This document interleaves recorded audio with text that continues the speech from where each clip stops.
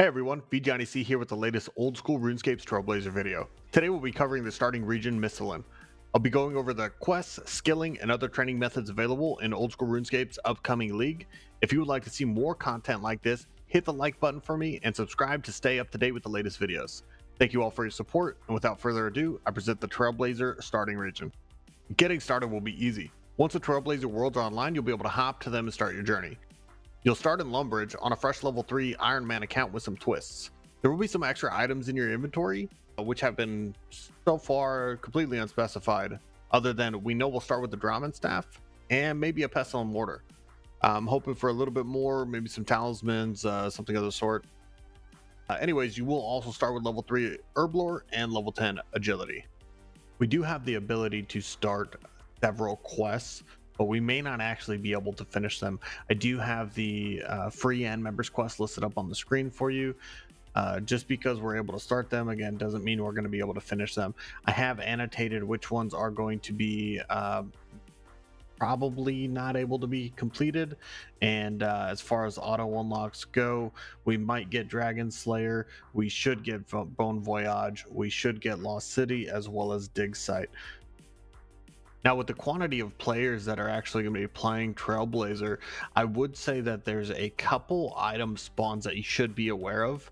Notably, there is a knife spawn in Lumbridge. There's actually two, one in the cook's kitchen and one in the basement. There's also one in Varrock Dungeon that spawns past the spider web. So if you have a slash weapon, actually slash that web and get in there.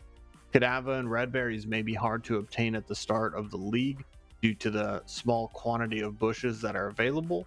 And then as far as a candle goes, you can either buy one for 1,000 coins outside of Lumbridge Swamp, or you can actually get one from the second floor of the Varrock Sword Shop.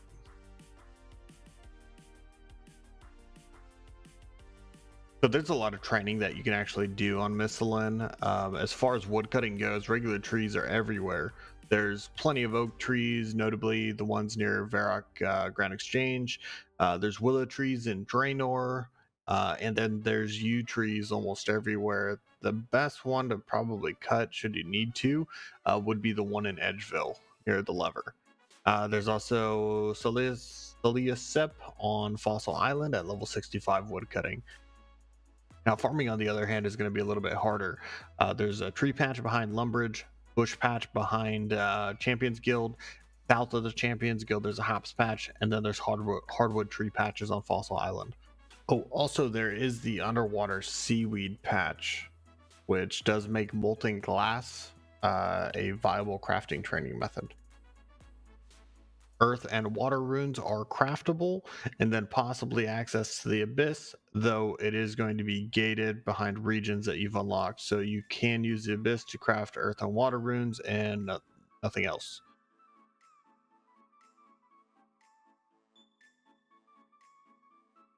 Plenty of fishing spots in Misthalin.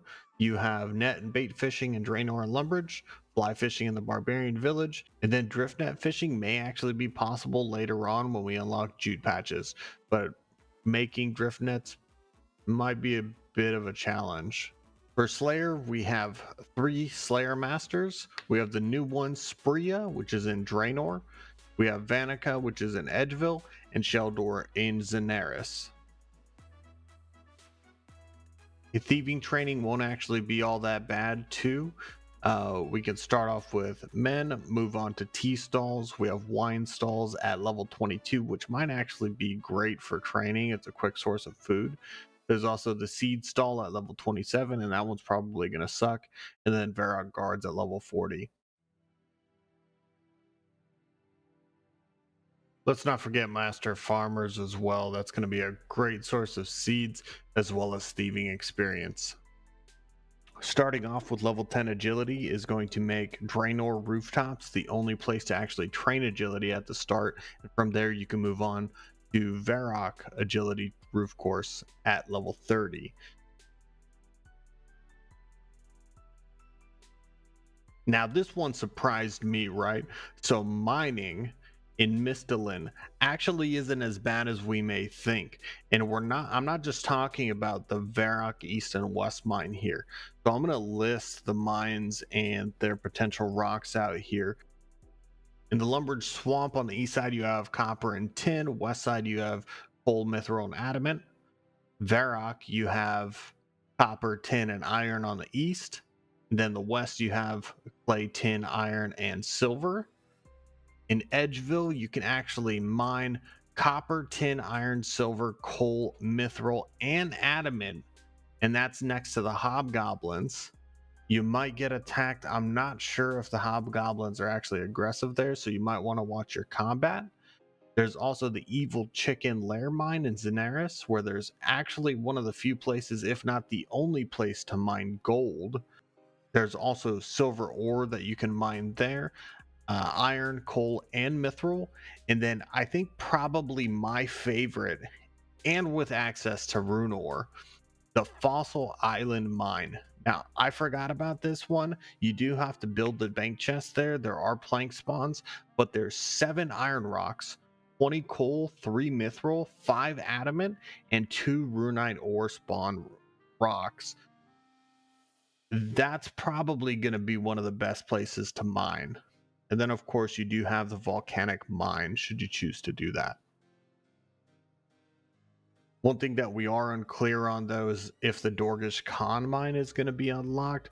Judging by the way the Old School team has come out and said they are unlocking areas that should be unlocked if they're gated behind the quest. So Dorkish Con mine and Dorkish Con should be unlocked, but that remains to be seen.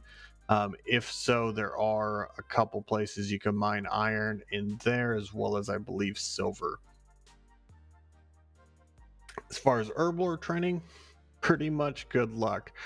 There's some red spider egg spawns, unicorn horns that you can obtain. Limpwort roots from hobgoblins won't actually be that hard. Building up a bunch of secondaries from Lumbridge Slayer may be possible, but realistically, secondaries are going to be just as hard for Ironman and Trailblazer as they are in the main game.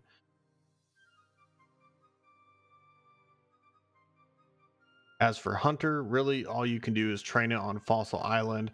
You have level 5 access to birdhouses, which after you do the Varrock Museum quiz, you should be, I don't know, level 15 or so. You get 5k experience from that, boosted with the Trailblazer League. And then at level 80, you get to do Herblore. So Hunter won't be that great, but it's also not going to be that bad. I didn't want to go too far in depth on this guide because it is the starting area, so everyone has access to it. As far as prayer training goes, you do have big bones from hill giants. You do have black dragons that'll drop dragon bones. There's really not a whole lot of PVM other than maybe ogresses if we get access to Corsair Cove. There is the hill giant boss, the moss giant boss, as well as the deranged archaeologist on Fossil Island. Realistically, there wasn't a whole lot to say on Misthalin. I mean, sure, there's great skilling, but really not a whole lot of PVM out there. So if you do have any comments, if you do have any questions, drop it down below. I would appreciate if you would leave me a like and a sub. This is helping me grow the channel. I am uploading daily. I did want to thank you guys one last time for all of the support. It's been extremely humbling and I do appreciate it. Thank you very much.